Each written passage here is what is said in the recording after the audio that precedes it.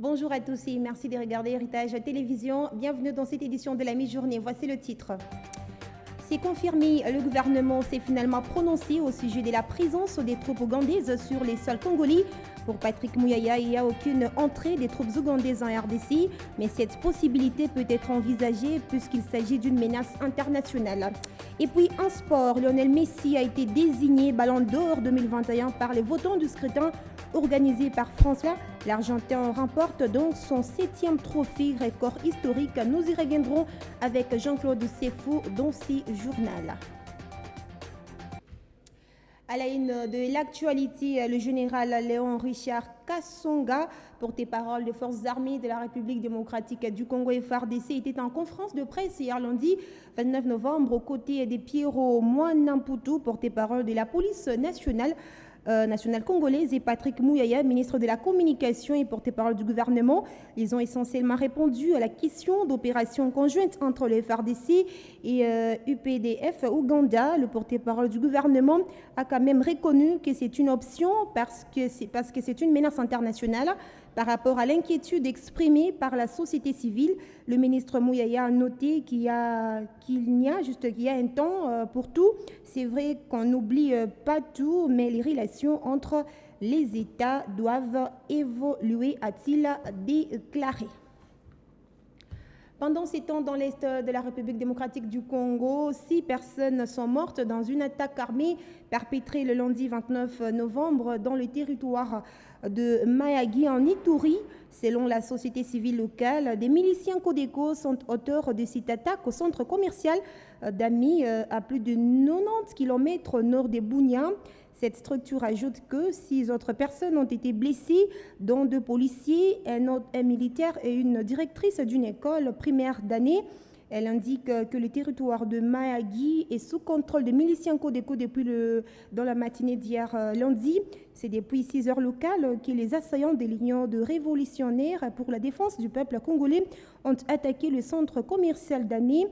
Selon le président de la société civile, Patrice Ofoyourou, les policiers de la Légion nationale et les FARDC n'ont pas résisté à l'assaut de ces miliciens venus en grand nombre.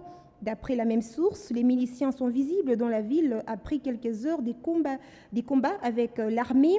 Une réunion du comité provincial de sécurité se tient depuis hier lundi autour du gouverneur de province pour intensifier les opérations contre ces groupes armés.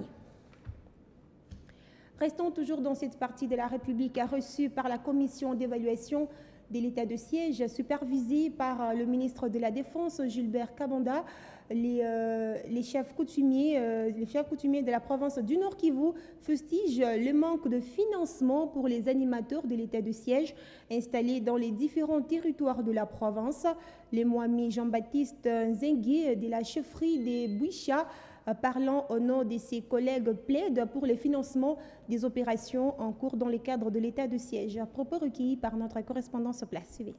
C'est-à-dire nous constatons sur terrain un manque d'appui logistique à nos forces armées, notamment très peu de matériel roulant. Je pense que dans mon territoire, ils ont reçu un seul véhicule. La police n'a pas de véhicule. Lorsqu'il faut assurer les rations des militaires, on fait encore appel à la population. Donc ça devient lourd et on voudrait chercher à comprendre quels ont été les moyens mobilisés pour mener à bien l'état de siège. Et donc c'est un peu ça notre souci. S'il y a une opacité autour de ça, il faudrait être plus transparent pour que, bien sûr, qu'on puisse comprendre et mieux collaborer. Donc, d'une façon générale, ça se passe assez bien. En tout cas, je parle pour mon entité. On a des rencontres régulières avec l'administrateur du territoire. C'est un homme très affable et très conscient des problèmes qui se passent dans notre entité. Mais bien souvent, par manque de moyens logistiques qui viendraient sûrement de Kinshasa ou peut-être de la province, donc il a du mal à mener à bien sa mission. Et donc, d'une façon générale, la collaboration est très très bonne, en tout cas au niveau du territoire. Et même pour le peu que j'ai pu avoir au niveau de la province aussi, les relations sont assez cordiales et bonnes.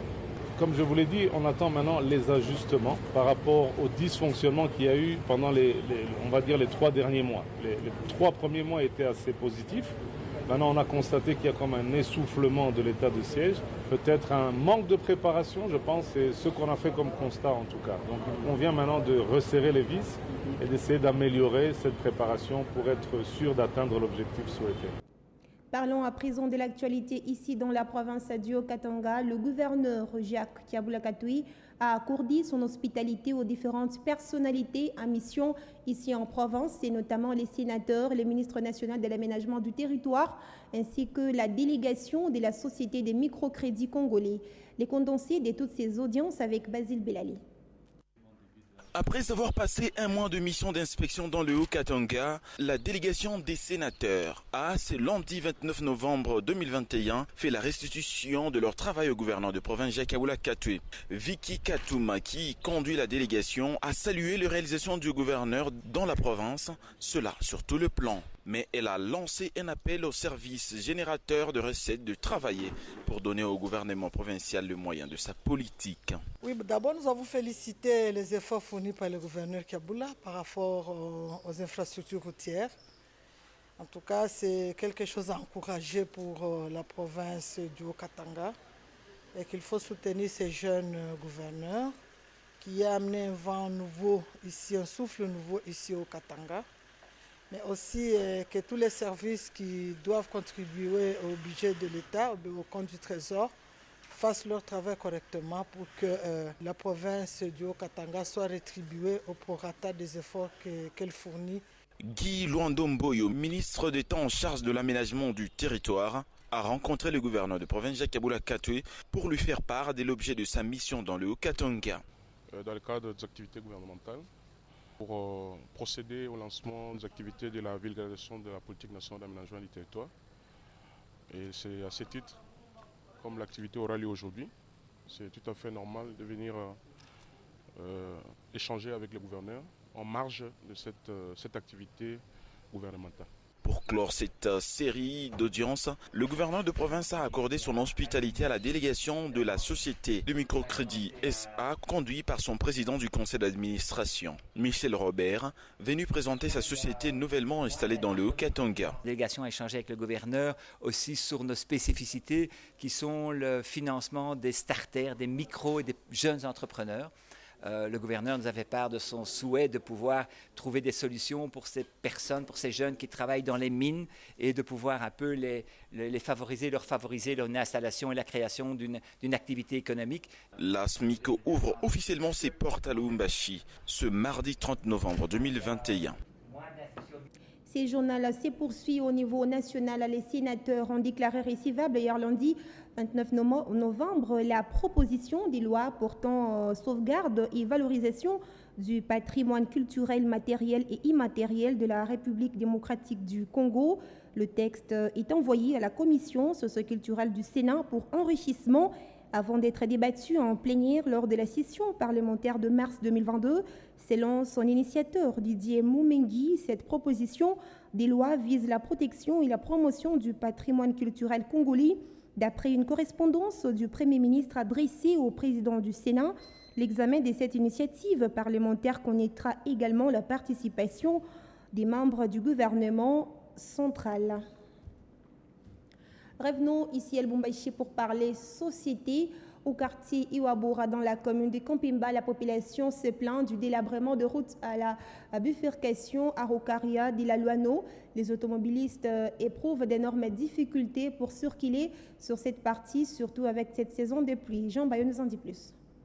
Au rond-point Radem, la route n'est pas en bon état. Déjà sur une bonne partie, la route est en terre, la couche d'asphalte est délabrée, surtout ici au coin Rocarias, où la circulation est affectée. Les automobiles éprouvent des difficultés pour passer.